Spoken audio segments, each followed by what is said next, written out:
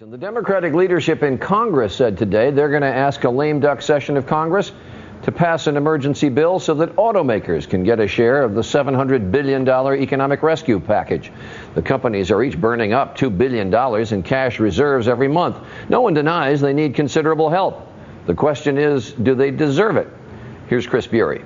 After riding to Wall Street's rescue, can the government just say no to American automakers that are bleeding cash by the billions? I believe in creative destruction. Out of the ashes of an industry's ruins, something else will emerge. We asked Roben Farzad, senior writer at Business Week, and David Cole, who directs the Center for Automotive Research, to weigh in on bailing out the U.S. auto industry. The cost of keeping the industry going is a lot less than the cost of failure. The bailout could cost taxpayers up to $75 billion.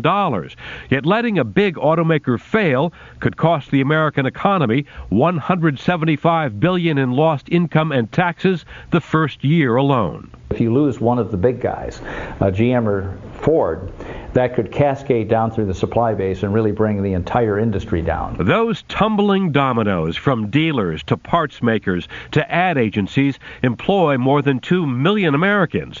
But if we're bailing out autos, why not U.S. steel companies, airlines, or newspapers? We don't have all these blank checks to write out to every industry that's hurting, because certainly everybody is hurting. And why, critics wonder, should the government save companies that made costly mistakes with gas guzzlers and bloated union contracts? Regardless of who is to blame, forgetting about that, what's in the best interests of our economy? What's going to cost less for you and me as taxpayers? American automakers argue that they too are victims of the credit crisis, and what they desperately need now is cash to stop the bleeding. Capitalism is brutal, and these shifts that happen once every or twice every generation are never friendly, but ultimately the government has a decision to make. Caught in a conundrum.